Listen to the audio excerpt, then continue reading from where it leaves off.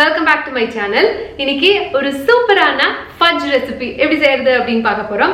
இதுக்கு ரொம்ப பொருள் எல்லாம் தேவையில்லை. இதுக்கு மெயினான ingredients ரெண்டு இருந்தா போதும். அது இருந்துச்சுனாலே நம்ம இந்த fudge செஞ்சு முடிச்சிரலாம். அதுக்கு அப்புறம் நீங்க ஆட் பண்றது எல்லாமே வந்து ஆப்ஷனல். இப்போ இந்த சுலபமான டேஸ்டியான ரெசிபி எப்படி செய்யறது அப்படிங்கறது உங்க கூட ஷேர் பண்றேன். வாங்க வீடியோக்குள்ள போகலாம். செய்யறதுக்கு இந்த மாதிரி டார்க் சாக்லேட் பார் எடுத்துக்கங்க. அத இந்த மாதிரி சின்ன சின்ன பீசஸா கட் பண்ணி எடுத்துருங்க.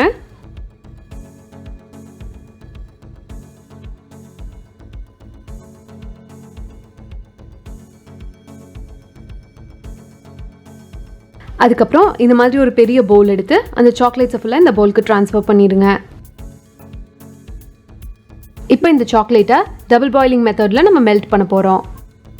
அதுக்கு இந்த மாதிரி ஒரு கெட்டிலில் தண்ணி ஊற்றி அது நல்லா கொதிக்க வைங்க. அந்த தண்ணி கொதிச்சதுக்கப்புறமா அந்த சாக்லேட் இருக்கிற பவுலை மேலே ப்ளேஸ் பண்ணுங்க.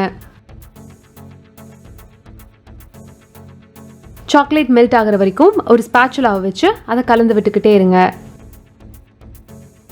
இந்த தண்ணியிலிருந்து வர ஸ்டீம் வந்து நம்ம சாக்லேட்டை மெல்ட் பண்ணும்.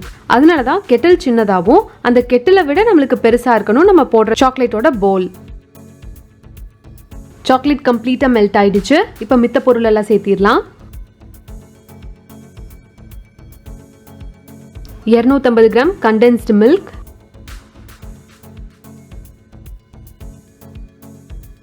அப்புறம் 1 டேபிள் ஸ்பூன் மெல்ட் பண்ண பட்டர். பட்டர் வந்து ஆப்ஷனல் தான்.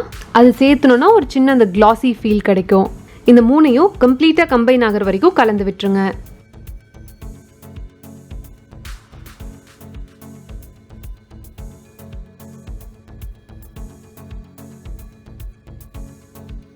கடைசியா 3 டேபிள் ஸ்பூன் ட்ரையான கிரான்பெரிஸ், அப்புறமா ட்ரை ரோஸ்ட் பண்ண மிக்ஸ்டு நட்ஸ்.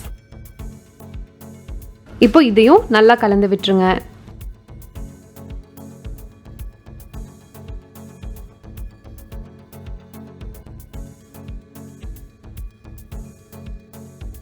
ரெடி ஆயிடுச்சு. இப்போ இதை வேற ஒரு ட்ரேக்கு மாத்திரலாம் செட் ஆகிறதுக்கு.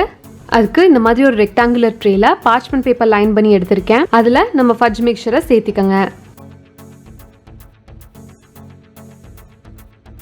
அப்புறம் இந்த மாதிரி ஒரு ஸ்பேச்சுலாவை வச்சு ஈவனா ஸ்ப்ரெட் அவுட் பண்ணிருங்க.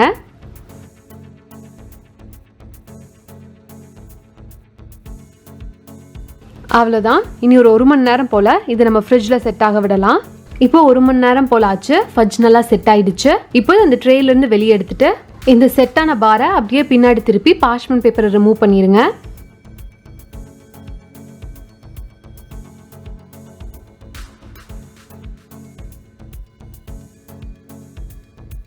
இதை இப்போ மீடியம் சைஸ் பீசஸா கட் பண்ணி எடுத்துடலாம்.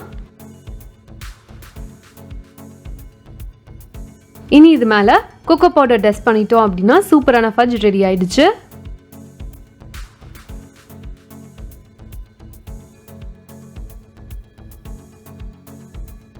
இப்போ இந்த ஃபட்ஜ் எல்லாத்தையும் நம்ம சர்விங் பிளேட்க்கு மாத்திரலாம்.